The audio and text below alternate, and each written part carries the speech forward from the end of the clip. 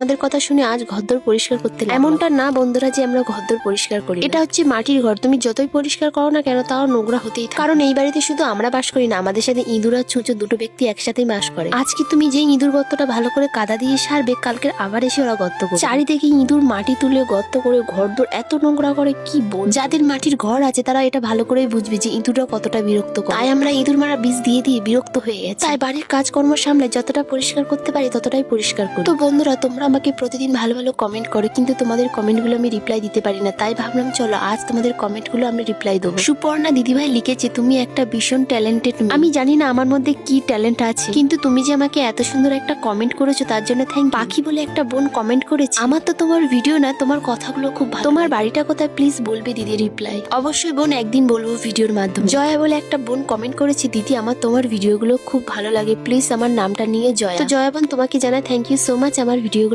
পছন্দ করার জন্য। অন্বেষা বলে একটা বোন কমেন্ট করেছে, দিদি তোমার ভিডিও আমার খুব ভালো লেগেছে, তুমি এভাবে এগিয়ে যেও, পরের ভিডিওতে আমার নাম নিও, আমার নাম অন্বেষা। থ্যাংক ইউ বোন আমাকে এত সুন্দর কমেন্টটা করার জন্য। যাই হোক, তোমরা আমার ভিডিওর মধ্যে ফিরে আসো, কমেন্টের মধ্যে হারিয়ে যেও না। ভাত বসিয়েছিলাম আমি 12:30টার সময়, আর রান্না কমপ্লিট হয়েছিল 2টোর মধ্যে। তারপরে চান টান করে আমি গিয়েছিলাম আমার বড় মার কাছে ভোগ দিতে। আর এটা হচ্ছে আমার ছোট্ট ঠাকুরথান। তো ঠাকুরথানটা কেমন হয়েছে অবশ্যই কমেন্টে জানাবে। তো এখানে ঠাকুর দিতে দিতে বেজে গেছিল 3টে, আর আমি ভাত খেয়েছিলাম 3টের সময়। তো আমি ততক্ষণ ভাত খাই, তোমরা আমার চ্যানেলটা সাবস্ক্রাইব করে যাও আর ফলো করে যাও।